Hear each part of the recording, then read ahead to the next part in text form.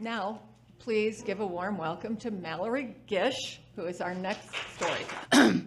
I spent 33 years with Los Angeles Unified School District, and the first 10, I was a school bus driver, which actually ended up being the best 10 of the 33. Now, I'm not saying it wasn't challenging. You had to be very creative with kids, but that was the best part about that. I cared, I loved the kids, I treated them as if they were my own kids. If they had a bad day on the bus, I always said, hey, tomorrow's a new day, we'll start fresh tomorrow. But this is a story about one of those days I'm driving a school bus on the Hollywood freeway in California. And I'm driving and I'm transiting onto the Ventura freeway. It's the same freeway, but it just turns into another.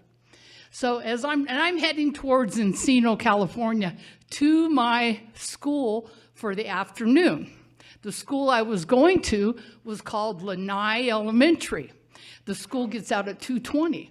Now I'm way ahead of time because I always like to be early, and I always like to pick up my kids early so the parents could count on me. But anyway, so I see this other school bus coming from the 405, and they get on the freeway in front of me. So there's another vehicle following the school bus. And that vehicle that was following the school bus ahead of me decided to get over on the passenger side of the driver. Now, that guy that was following him, he had one of those archaic cell phones, you know, the big ones? Okay.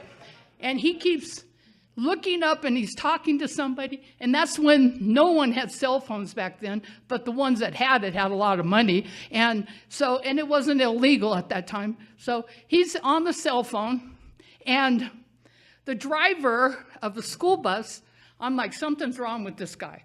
He's driving down the freeway like this, from this side of the lane to this side of the lane.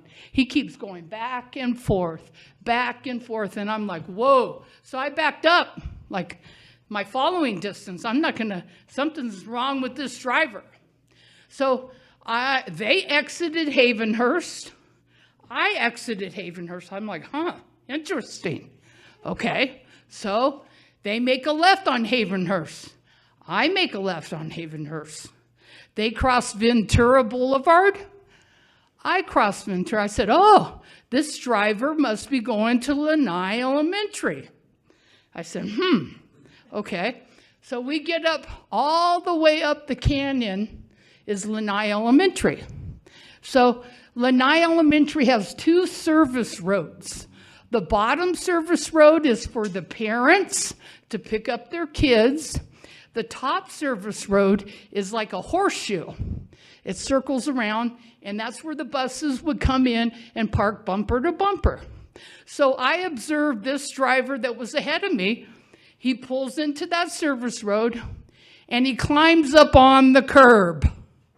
Like he's sitting partially on the sidewalk. Now, if you know anything about school buses, those tires are as big as a semi-truck tire. They're not small tires. Okay, so now his bus is like this. It's sideways. Now, the reason we park as close to the curb is so that the kids, the step well of the school bus is pretty steep. And when you're dealing with little elementary kids, that's quite hard for them to step onto that. So you want to be as close to the curb to help them. And then they got the railings. Well, I was like, two things. I said to myself, I can ignore this and not get involved, but the better of me would not let that happen, because I always had the idea in my head, safety, and I cared about the kids. So I secured my bus, and I got out of the bus, and I go over to that gentleman's bus, and I can see through his door. They have glass. He's like this. He's like laid back in the seat like he's taking a nap. And I could see the route number on the side of the bus, which identifies who the driver is. So I knock on the door. He opens the door, and I get hit with two smells. The smell of alcohol and the smell of urine. So I had this big whiff in my face, and I could see down the aisle of the bus to the back. There were chicken bones all over the floor.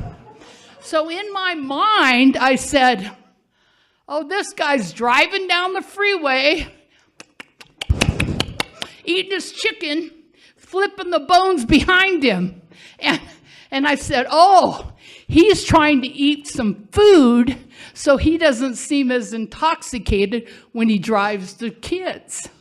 And that's why there were all those chicken bones all over the floor. Now, did I ask him that? No, but I put that together in my head. So I said to him, I said, do you realize your bus is up on the sidewalk? And he's like, oh, you want me to move it? And I said, you know what? No. He closed the door and he went back to laying down. So I said to myself, you know what? That's when they still had payphones at the school. So I went straight to that payphone. I took out my quarter. That's when they were a quarter to call. I dropped it in and I called my supervisor. And I said, route such and such, because I identified his bus. I didn't know his name. I said, he says, Mr. Lone. I said, well, I guess that's his name. Now, Lone is very significant to the end of the story, so remember that, Lone. So I said, Mr. Lone is up on the sidewalk of the bus, is sitting on the sidewalk. And there's alcohol and urine smell along with chicken bones all over the floor. And as I'm telling my supervisor this, here comes the California Highway Patrol. They blocked the entrance to those two service roads. They blocked the exit to those two service roads.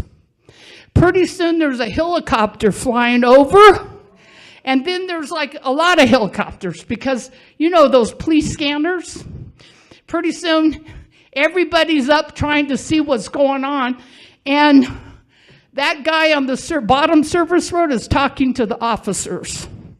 So here comes the officers. They arrest Mr. Lone. They take the bus as evidence. Okay, now, they shut down that whole school till 4 o'clock.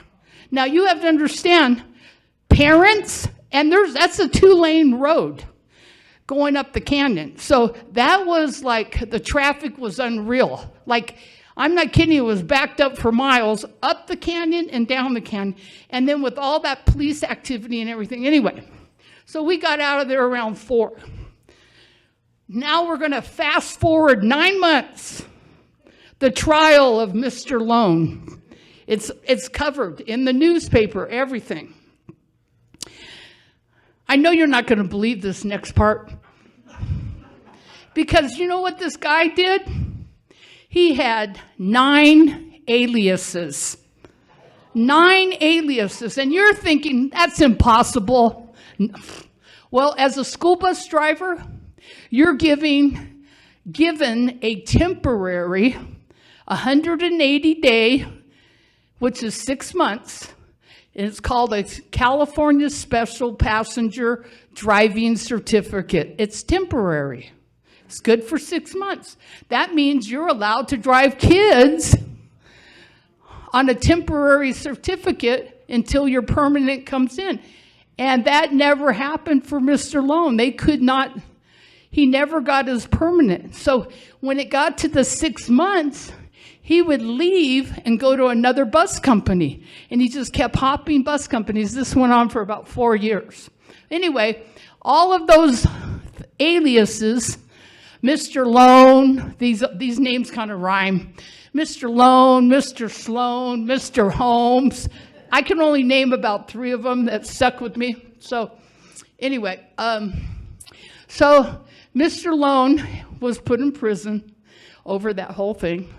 And, you know, the thing that I gathered from it, because most of us in our life, we come across things in our life where we don't want to get involved, right? Because it takes time from whatever our schedule is or whatever happens. But that very day, I'll tell you what, the whole law in California changed that day of his trial. They no longer issue any temporary ever again. You have to have your FBI and background check before you can get behind the wheel of a school bus and drive kids safely. And I'll tell you what, by me getting involved, and it was kind of minor, but hey, I cared enough because I love kids. And I want all my kids in my family to be treated the same way if they ride a bus, and I'm sure you too. So that's the thing I take, because I observed, I cared, and I acted. That's the story. Thank you, Mallory. Mallory moved to Prescott from California in 2019. Mallory loves dogs, especially Lucy, her 15-year-old long-haired dachshund, her favorite breed. When I asked Mallory about herself, she said, "What you see is what you get." I don't fake it. Either you like me or you don't. I'm okay either way. The song that will get Mallory out on the dance floor is Last Dance by Donna Summers. Her most irrational fear, snakes. Her friends would know she won the lottery by the gifts she would lavish on them. Thank you. And she's an early bird and a beach girl.